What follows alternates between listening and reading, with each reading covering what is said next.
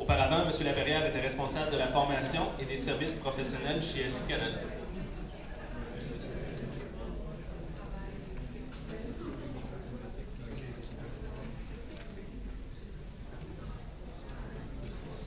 Ben, merci beaucoup.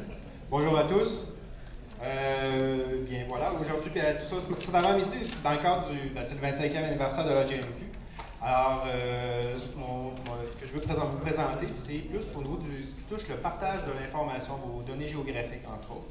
Bref, faire un genre de un peu un historique, si on veut, comment on a commencé au niveau et jusqu'aux défis qu'on a aussi aujourd'hui, avec des pistes de solutions qu'on pourrait apporter. C'est sûr qu'on n'ira pas dans le détail là, au niveau à ce niveau-là en 20 minutes, mais juste vous donner un peu la chaîne qu'on a suivie jusqu'à maintenant. Okay. Désolé.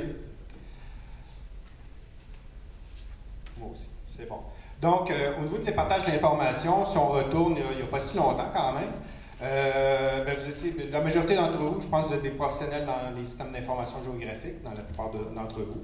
Et ce qu'on avait, on avait notre poste de travail avec nos données, on travaillait avec nos données. Et lorsque ça venait de temps de partager cette information-là, bien au début, évidemment, on utilisait la fameuse carte papier, si on veut. Et il y en a peut-être qui ont connu ça, les fameuses imprimantes à plumes. Je ne sais pas s'il y en a qui ont déjà utilisé ça. On a dit? Ah oui? OK. Donc, changer la plume, elle ne marchait plus, on retournait. Oui, hein? C'était pas toujours évident. Mais heureusement, il y a eu les imprimantes à jet d'encre, laser pour pouvoir créer nos cartes papier, parce que c'est quand même un outil, même encore aujourd'hui, qui est beaucoup utilisé pour différents utilisateurs au sein de votre organisation, mais aussi différentes, la fameuse disquette, hein, le floppy qu'on pouvait utiliser. On a monté ça jusqu'à une disquette 3,5 pouces, entre autres, qu'on utilise. Moi, je ne l'utilise plus. Hein? On ne l'utilise pas encore beaucoup aujourd'hui. Même le CD, les DVD, ça commence à être de moins en moins utilisé. Et on a le bon vieux campagne, le bon vieux serveur FTP qui sert encore aujourd'hui à pouvoir envoyer les informations à d'autres personnes, à une autre organisation ou à l'intérieur de notre organisation. Une chance, il y a un peu moins longtemps, même si les outils que je vous ai parlé avant, on les utilise encore aujourd'hui.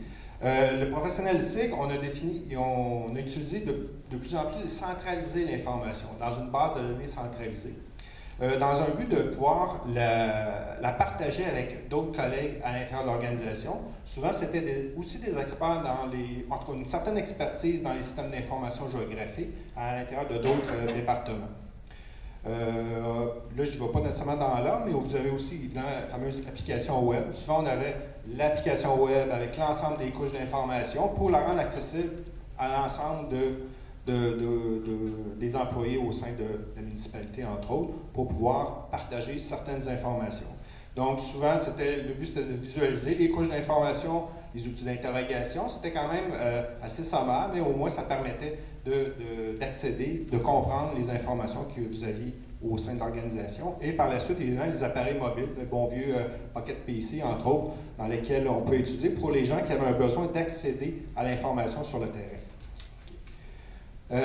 En résumé, ces solutions, évidemment, sont toujours valides, etc., mais une des difficultés qu'on avait, c'était dès qu'il y avait une mise à jour, une nouvelle mise à jour d'information, là, il fallait reprendre le processus. On refait l'impression, peut-être moins au niveau de l'application web, les appareils mobiles. Donc, c'était moins, la technologie n'était pas encore tout à fait au point là, à ce moment-là. Aujourd'hui, si on regarde, on doit répondre, au niveau des municipalités, à de plus en plus différents besoins à l'intérieur de l'organisation. Quand on parle de localisation, c'est plus seulement maintenant les gens qui sont en géométrique qui l'utilisent. De plus en plus, c'est d'autres membres à l'intérieur de votre organisation qui doivent y donner accès. Puis sous différentes formes aussi, et dans différents systèmes. Donc, ça devient de plus en plus complexe, si je vous dirais, de pouvoir partager en fonction du besoin de chacun des départements, chacune des personnes qui se retrouvent dans votre organisation. Donc, ça peut être pour intégrer, afficher tout simplement la donnée, amener de nouvelles, ces employés veulent amener aussi de nouvelles informations pour enrichir vos données. Donc, de plus en plus, la localisation, on l'a vu avec l'avènement entre autres, Google. Tout le monde connaît Google, donc ils voient la carte, ils peuvent l'utiliser, ils voient des possibilités, ils vous reviennent avec des différents types de besoins, mais qui peuvent être très différents d'un à l'autre. si on regarde au niveau de chacun des employés, évidemment, comme je disais, les besoins sont différents. Et ça peut être tout simplement, je ne sais pas moi, un, il veut avoir un système d'entreprise, a besoin d'un certain type d'application qui soit très facile d'utilisation, seulement 3 clics et j'accède à la donnée. Il y en a un autre, lui, il va accéder à l'ensemble des informations, lui, il va avoir toutes les fonctions, etc. Mais il n'y a pas nécessairement les connaissances que vous avez au niveau des systèmes d'information géographique. L'uniformité au niveau des cartes, si on regarde au niveau des communications qui ont certains besoins. Avec l'événement des téléphones, des tablettes et autres, ben, les gens se sont familiarisés avec ce genre d'outils. Donc, ils recherchent des façons de faire dans lesquelles ils sont habitués finalement. Évidemment, ce ne sont pas tous des experts en géométrie, mais le but, c'est d'amener la géométrie dans l'utilisation de leurs propres besoins. Ça, c'est des défis qu'on a beaucoup aujourd'hui. Et en plus, je parlais de mobilité tout à l'heure. On est habitué, les gens sont dans un milieu en particulier, sur leur poste de travail, leur bureau, etc. Et on voit de plus en plus, les gens, leur besoin, c'est d'accéder pour arriver à accéder à l'information sur différents lieux de travail. Okay. Je suis dans mon bureau, oui, c'est une chose. Je suis à l'extérieur sur le terrain. Je dois faire une présentation dans la salle de conférence. J'ai besoin d'accéder au même type d'informations, souvent de façon différente, avec des appareils différents. C'est un grand défi à ce niveau-là pour pouvoir gérer pour vous les informations, la façon de la représenter, puis que ce soit accessible à chacun de ces personnes-là, des différents types de besoins. On pourrait dire, à la limite, que le système d'information géographique doit permettre à chaque employé, aux partenaires, de facilement découvrir, utiliser, créer, partager vos cartes sur n'importe quel appareil, n'importe où et à n'importe quel moment. Puis je rajouterais, moi, peut-être en fonction de mes besoins. Tu sais, chacun va avoir en fonction de mes besoins à moi. Okay. C'est une grande... Alors, comment gérer tout ça? Ça commence à être un peu plus difficile à ce moment-là. Il y a des pistes, il y a des solutions qui viennent au niveau du marché pour pouvoir vous supporter au niveau de votre organisation. Donc, ce qui est important, c'est d'avoir une architecture qui va vous permettre cette flexibilité-là pour pouvoir répondre à ces différents besoins-là de différents départements ou même jusqu'à l'individu à ce moment-là.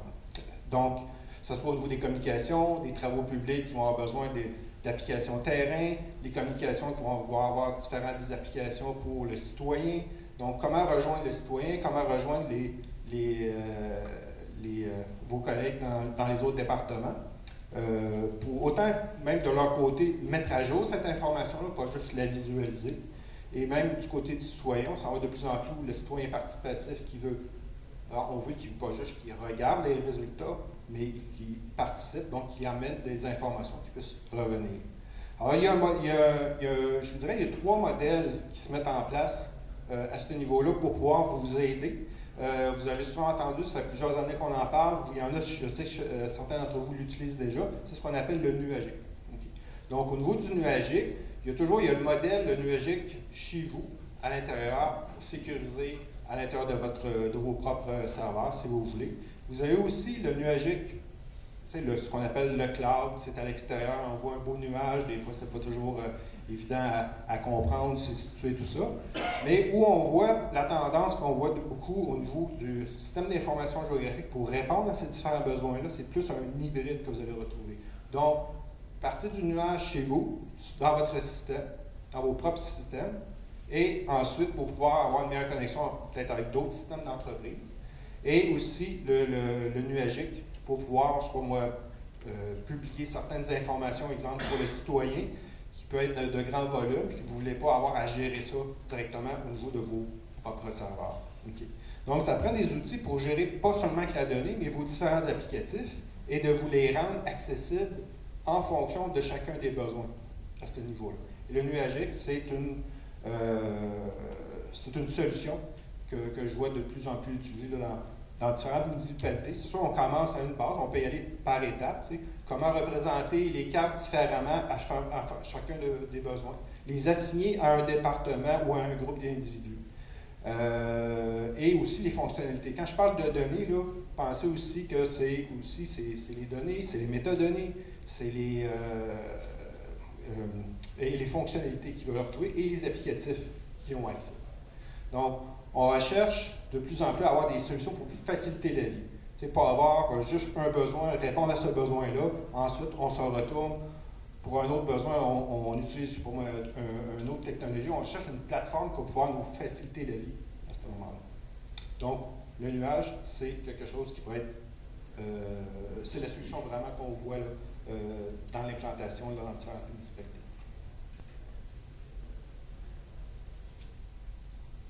Je dis partager la donnée avec des départements, des individus, mais on veut aussi la partager avec d'autres systèmes d'entreprise. Okay? Donc, votre plateforme doit aussi supporter cette partie-là. Et aussi, on parle de, vous avez sûrement entendu le terme de ville intelligente ces derniers temps. Oui, hein, ça revient. Hein? Donc, au niveau de la ville intelligente, j'ai vu certains exemples, entre autres, là, où des villes commencent à préconiser utiliser la ville intelligente pour aider d'autres entreprises, des start-up, pour pouvoir faire différents types d'applications. Une des problématiques, c'est super, mais il faut la rendre disponible aussi à eux, cette information-là, cette donnée-là. On ne peut pas aussi, souvent ce ne sont pas des experts en géométrie, ils ne connaissent pas les données en géométrie. Donc, il faut leur rendre l'information, la donnée, évidemment, mais aussi les métadonnées et aussi les outils qui vont leur permettre d'intégrer ça à l'intérieur de leur système qu'ils auront à développer. Ça peut être tout simplement une application pour des téléphones intelligents, une tablette ou autre. Donc, on voit qu'il y a beaucoup de villes qui mettent présentement les données ouvertes, mais souvent des difficultés qu'il y a, autant pour les gens qui veulent accéder, c'est d'accéder à comment je vais l'utiliser. Parce que ce ne sont pas souvent des gens qui sont en géométrique à ce niveau-là. Donc ça, c'est un des défis au niveau des partages qu'on retrouve, qu'on retrouve aujourd'hui. Donc, évidemment, on a différents types d'utilisateurs dans votre organisation. Alors, comment répondre aux besoins de chacun pour différents types d'appareils. Il faut que ça soit aussi facile à utiliser. Ça revient de plus en plus. Ce n'est pas des experts en géométrie. Donc, souvent, on va se concentrer. On était habitué avant à avoir une application web on a cherché à que ça fasse un peu de tout, okay, pour répondre à tous les besoins. Là, ce que les gens recherchent, c'est vraiment une application facile et elle fait ce que moi j'ai besoin. Okay. Donc, peu de fonctionnalités, mais avec les données que je dois accéder, pour la rendre plus facile d'utilisation. Donc, le défi de votre côté, c'est de gérer ces différentes données-là, ces différentes applications-là aussi. Donc, des besoins spécifiques, je demande, et aussi à partir de données qui sont à jour. Si les données ne sont pas à jour, souvent l'intérêt ne sera pas là, il ne sera pas utilisé par la suite. Puis je remets à la fin toujours basé sur mes propres besoins. Donc, tous et chacun, ils veulent toujours avoir leurs propres besoins. Comme j'ai dit, les solutions envisagées qu'on voit, c'est vraiment la structure nuagique là, hybride là, qui est utilisée à ce moment-là. Fait que c'est un peu le tour où que je voulais vous parler, vous expliquer un peu les différents besoins. C'est sûr, si on parle de nuagique ou autre, on pourrait aller beaucoup plus loin dans les détails, etc. C'est pas mon but là, de ma présentation aujourd'hui, mais c'était plus de vous partager avec vous, là, en plus pour le 25e anniversaire. On voit quand même que ça a beaucoup évolué entre aujourd'hui et il y a quand même pas si longtemps qu'on était sur notre poste de travail avec nos imprimantes et autres, et de voir aujourd'hui dans un si court délai où on en est rendu, puis les besoins qu'on retrouve à l'intérieur de la municipalité, c'est quand même c'est encourageant aussi, c'est vraiment intéressant de pouvoir progresser à ce niveau. Peut-être juste dire, je parlais de ville intelligente tout à l'heure. Je très souvent, la ville intelligente, ça se réalise aussi avec des cartes intelligentes, donc adaptées là, à chacune des personnes qu'on retrouve. Voilà, c'est tout.